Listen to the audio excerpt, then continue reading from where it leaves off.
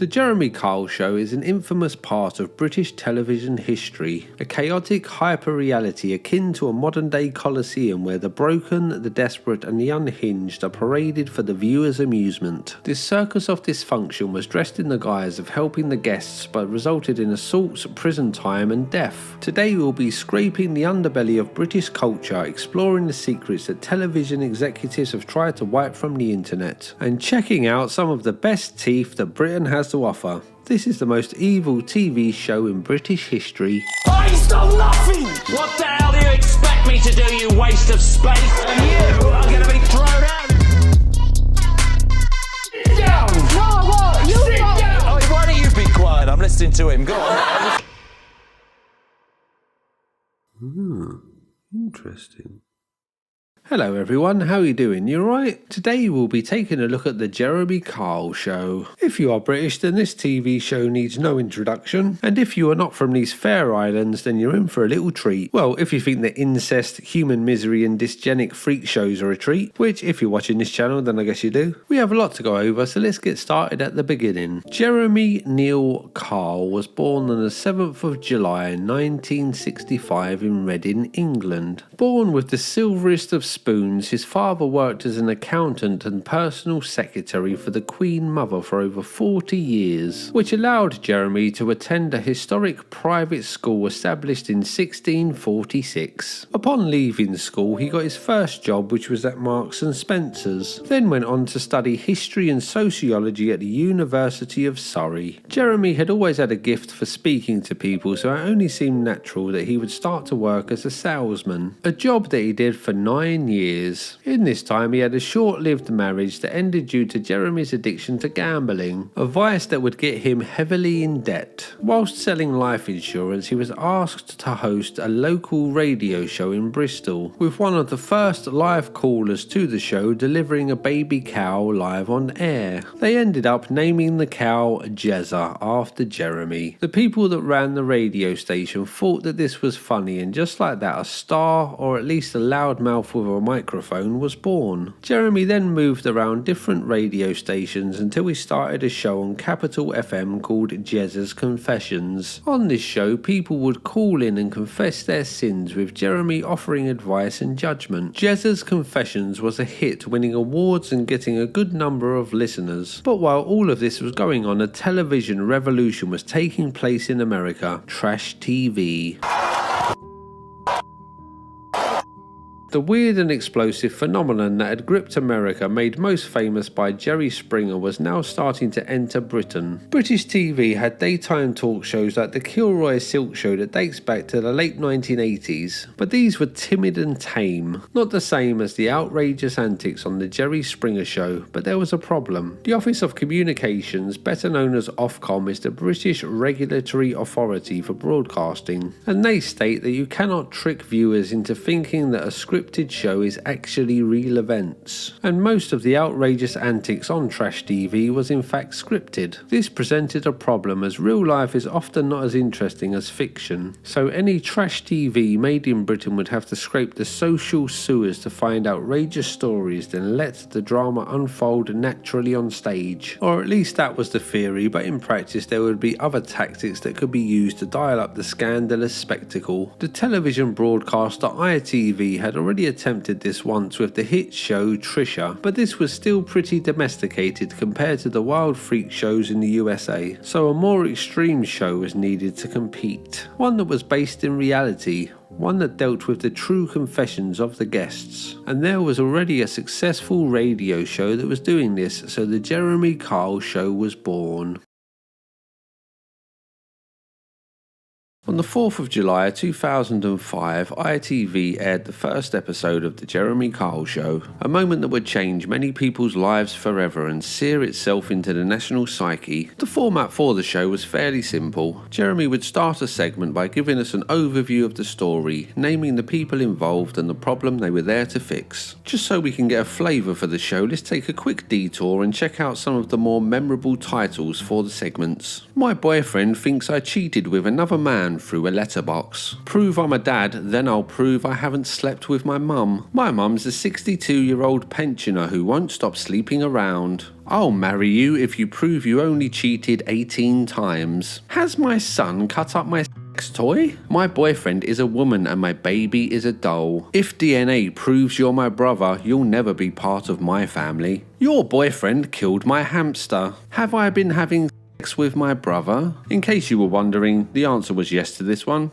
Moving swiftly on. I'll prove I didn't smash your Shire horses. Can you prove you didn't smash my car? Did my dad have sex on my mother's grave? I escaped from prison to be with you, but am I the father of your baby? When I prove I'm not a thief, will my wife leave my dad for me? Now, this is a tricky one to get your head around at first, but just think it through and let's hope he's not talking about his mother. There was another one that I found intriguing but couldn't find an image for. I forced my dad to dig his own grave, but he found treasure. Is he obliged to share it? I'd guess the answer to this question is, you should have just finished the job and kept the treasure yourself. Each title was a grotesque headline, promising betrayal, absurdity and just enough voyeuristic intrigue to keep you glued to the screen. So after we have learned what this segment's story is about, we then meet the first guest, who is normally the good person, the one that the live studio audience will be cheering for and Jeremy will be siding with. We then hear their tale of woe, often involving infidelity, drug addiction, or uncertainty over if they are the biological father of a child. Mostly it's all three of these at the same time. While the first guest is speaking, the person that they are talking about is next door watching it all on the TV screen and getting more and more angry until Jeremy finally summons them and they come charging out to confront the first guest to a chorus of boos and jeers. The audience's moral superiority being palpable as Jeremy wields the microphone like a gavel, raining down supreme judgment. The guests on the show were normally lower working class people that couldn't afford a DNA or lie detector test, so saw this as the only way to resolve the issues they were having. This dynamic, mixed with the fact that Jeremy was the host of the show and had the whole live studio audience in the palm of his hand, meant that he was a cat playing with a mouse. While most daytime chat show hosts would realise this power imbalance and not be too harsh on the guests, Jeremy did the opposite and seemed to relish condescendingly speaking down to them at every opportunity. Shut up and go away! Oi! Stop swearing, go away! Shut up until I say come out! What the hell do you expect me to do, you waste of space? How do you, as a woman, defend her treatment of this boy? Nobody else, all yours. Go on, explain it. Want him the money off my mother, ain't it? Why don't you be quiet? I'm listening to him. Go on. Do you not think it would be a really, really good idea to get your head out of your backside, stop taking drugs and be a damn role model to that? You've got nothing useful to say, love, because when confronted, you're full of hot air, aren't you? Do one! Defenders of the show would claim that he was just being blunt to try and help the guests, a sort of tough love to shake them out of the hole that they were in, while detractors of the show would claim that this was all an exercise in making Jeremy and the viewers feel superior, using the dysgenic dysfunction of the guests to make themselves feel better about their own lives. Jeremy had a bit of a catchphrase on the show. He would always call the guests scum. He seemingly loved to shout this loudly at guests to rapturous applause from the audience, making it clear to everyone who it was okay to hate. So after the modern day witch trials had been completed on the bad guy of the segment, and all of the fights and arguments had simmered down, we then get to meet the family and friends that had been backstage shouting at TV screens. Get sat down! And give me the qualifications. Sit down and give this lad. Do this lad what he wants. Then we get another round of fights, arguments and lectures from Jeremy, until we reach the emotional climax of the segment, the moment of truth that we had all been waiting for, the DNA or lie detector results. This is what all of the turmoil had been about, and now we get to find out the 100% truth proven by science. Well, that's how the show presented this pivotal moment, and whatever the tests said is what everyone believed. But just how accurate are these tests? Well, DNA tests are very reliable, so the results given on this front can be trusted, but polygraph tests are a bit more of a grey area. ITV claimed that the tests were 90% accurate, but the British government claim that they are 80 to 90%, while UK lie detector test.co.uk, who as far as I can tell are the actual company that did the tests on the Jeremy Kyle show, say that it can be as low as 70%. I've also seen claims that it can be as low as 55%. Lie detector tests work on recording involuntary responses such as heart rate or sweat on skin. Unfortunately, these things also fluctuate when people are in stressful situations, say like appearing on one of the most confrontational and popular television shows in the country. An interesting little fact is that in later life the inventor of the polygraph test said that he regretted his invention due to it being misused so much by law enforcement. So as we can see, it's all a bit ambiguous as to how accurate these tests are, but not on the Jeremy Kyle show. The results of the test were the gospel truth, and I dread to think how many relationships and people's lives were ruined by incorrect results. It's also important to remember that the tests are conducted by a human who interprets the information. At one point, to prove the legitimacy of the lie detector tests, Jeremy took one live on stage and was asked, "Are you or have you ever been a llama?" Jeremy replied yes, which was correctly identified as a lie. That's all the proof I need. The person taking the test can tell the difference between a llama and a human. Scientific progress at its finest. So once all of the dramas around the test results were milked for every last drop, and the wrongdoer had been called scum a lot more, it was time for an ad break. Then we come back with fresh meat and the cycle repeats itself again. The Jeremy Kyle show was a smash hit, getting millions of views each day, which was even more impressive considering that it was a daytime talk show. It was nominated for awards, parodied many times in comedy shows, and it was a cultural icon, with the majority of British people having watched at least a few episodes. But to say it was loved or even liked would be incorrect. The show was more of a national humiliation ritual for an underclass that was hated at the time. The chavs, or lower working class people for anyone that doesn't know what a chav is. In a time of political correctness, this was the one group that it was okay to hate, and many television shows popped up to give a repressed population a cathartic outlet for the natural hatred that lurks in every human soul. But among all of these television shows, Jeremy Kyle stood head and shoulders above the rest for the pureness of his vitriol. This venom wasn't just directed at the guests though, as most people watching the show hated Jeremy just as much, and the whole programme was just a car crash of self-righteous condemnation and bad teeth. Now I know that our American friends like to mock us for our teeth, but I'm about to share a closely guarded secret, something that every British person swears an oath to the king to keep concealed. Our majestic and noble teeth are the source of our power, allowing us to sail the 7 seas and conquer the weak-toothed savages of the world. Our unpredictable jagged angles always giving us a tactical advantage over the straight conformist teeth of our enemies. So now that you know what we've been hiding for all these years, let's check out some of the most powerful teeth to have ever appeared on the Jeremy Kyle show.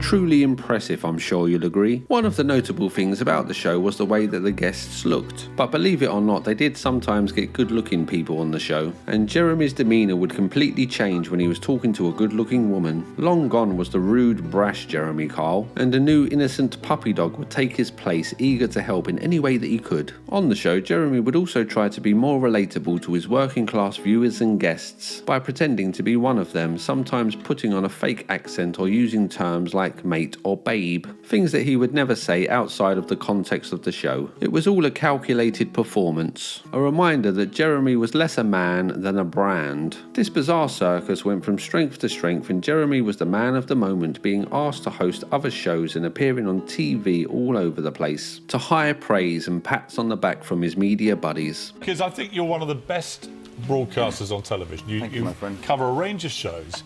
You're incredibly smart at what you do. You're very successful at it. When it first started on TV, I thought, oh my God, this is awful. This man's a maniac.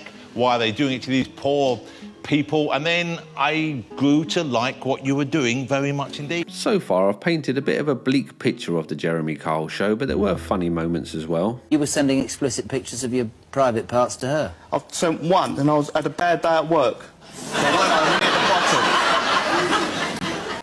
And that's why I've been to solicitors, I'm not going to lie to you. Oh, here we go. Been straight into the solicitors. Good for you. What did the solicitor say? What? I've got to pay £105 an hour. And £100 straight up Yeah, because from... we didn't want to do it through car. No, but what? You girlfriend? That's Sophie. Oh, look at her. She what? Look at her. Look at her. Look at her. Anybody else because of what? I might catch something off her because she goes round sleeping with other people. No, don't. Who? Me? No, I'm not about you. No, no, you about her. Then she got me arrested for harassment and all that 9 weeks ago. Why did she get you done for harassment? Because I was harassing her all the time.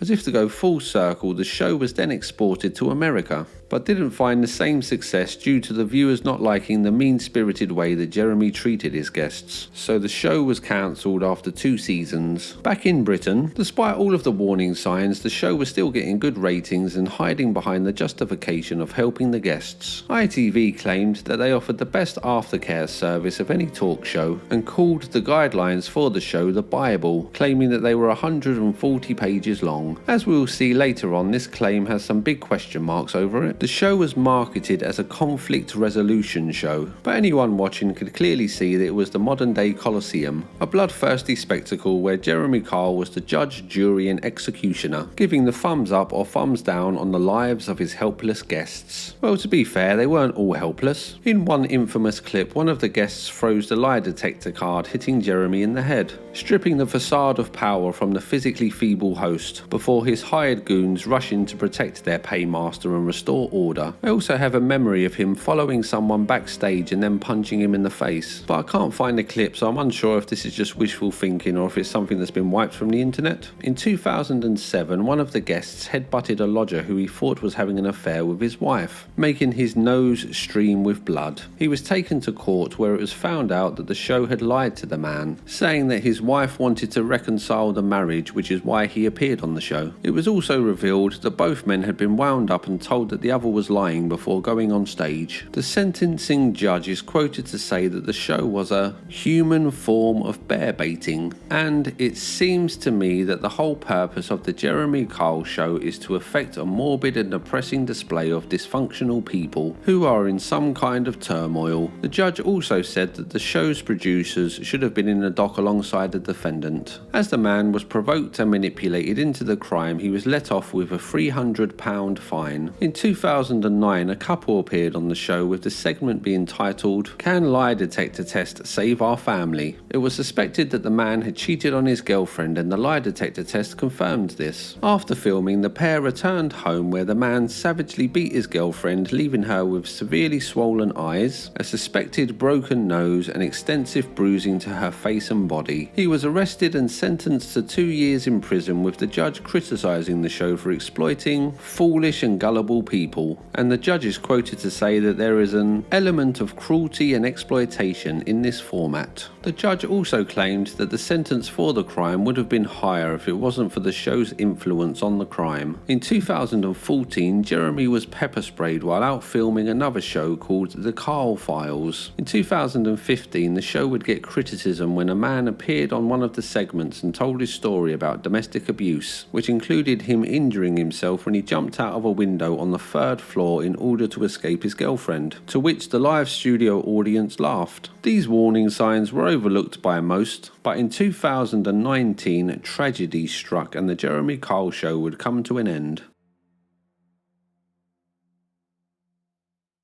On the 2nd of May 2019, an episode of The Jeremy Kyle Show was recorded featuring a man called Steve Diamond. His girlfriend had found out that he was a compulsive liar and now suspected that he was cheating on her, so the pair appeared on the show to do a lie detector test to find out the truth. Steve himself had called the show 40 to 50 times as he was keen to prove that he was innocent, and today was the big day to set the record straight. His girlfriend had caught him lying about being in the Navy, to which Steve claims that he had no idea why he told these lies. On the show, Steve came off as a troubled and slightly pathetic figure, but it was clear that he loved his girlfriend. Do you love this woman? God, a bit. So much. After following the format of the show, the moment came when the test results were revealed. Steve failed the test on all questions, but looked genuinely shocked with the outcome. Because I was telling the Test truth. says you're a liar, pal. Just so you're aware, you failed every single question.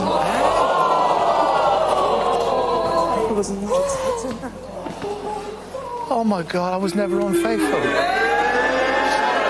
Gotta go and talk to him. His girlfriend then stormed off stage and even Jeremy looked confused, as Steve was proclaiming that he was innocent. They all then went backstage crying, with Steve still claiming that he had not cheated and Jeremy being quoted to say, "A serial liar goes into the Jeremy Kyle lie detector and gets called a liar, and it's my test that's wrong, yeah?" Jeremy also said that he wouldn't trust Steve with a chocolate button. It was clear that Jeremy trusted the results of the test and nothing would change that fact. This was a very emotional moment and Steve looked truly lost and confused about what was going on. A man at his wit's end with the whole world turning against him. This was a scenario that had played out countless times on the Jeremy Kyle show, so it was just business as usual, and once the segment was over everybody just moved on. Everybody apart from Steve Diamond. 1 week after appearing on the show, Steve Diamond was found dead at his home due to an intentional morphine overdose. He left a letter to his girlfriend which read, "I hope that the Jeremy Kyle show is happy now. They are responsible for what happens now. I hope this makes good ratings for them. I bet they keep this quiet. Never, never, never did I cheat on you. Never, never. My final words." After Steve's death, ITV suspended filming of the show and didn't air the episode featuring Mr. Diamond. Then a short time later they permanently cancelled the show. In a strange move, Steve's girlfriend then decided to get a tattoo of Jeremy Kyle's signature on her shoulder to show that she didn't blame Jeremy for Steve's death. The end of the show and Steve Diamond's death was big news, getting much media coverage. An audience member has told 5 News how he reacted when he failed a lie detector test. It broke down, a complete shock. It was just silence. He took a 5 or 10 seconds to process what he just heard.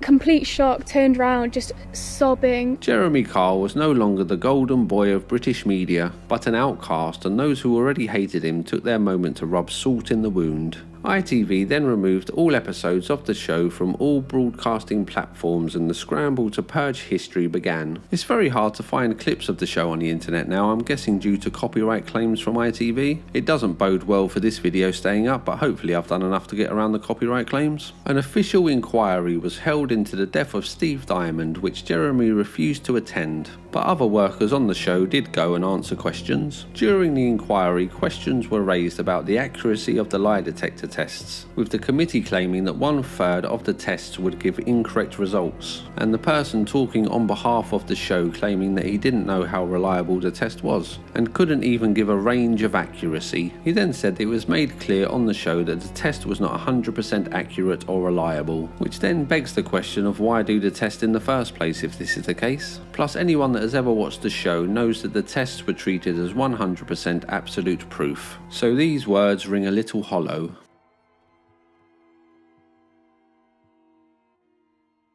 Jeremy Kyle had gone dark and didn't make a public appearance for over 2 years. He claims that he was diagnosed with anxiety disorder and didn't leave his bed for the first 3 months as he was so depressed. But while Jeremy festered, the world outside of his duvet was changing. People started to ask how this show was ever allowed on the television, which wasn't helped when sadly one of the producers on the show took her own life, with her colleagues confirming that she was struggling with feelings of guilt over the show. In November 2020, a coroner ruled that acts of omission by Jeremy Kyle may have caused or contributed to Steve Diamond's death. As the years went by, the Jeremy Kyle show faded from people's memories, the forgotten sin of a nation buried and forsaken. Then in March 2022, Channel 4 made a documentary about the Jeremy Kyle show titled Death on Daytime. This documentary wasn't very flattering and uncovered many unknown details surrounding what went on while filming, revealing a machine of cruelty masquerading as entertainment. The documentary claims that the workers on the show would skip mental health checks for guests, wind them up before they went on stage in order to make them fight, give alcoholic guests beer before appearing on the programme. They said that staff working on the show complained about Jeremy having a god complex and that he was nasty and demeaning backstage. They also claimed that other people had taken their lives after appearing on the show. The documentary claimed that if someone went onto the show looking to go into rehab, they would be told that there was only one spot left.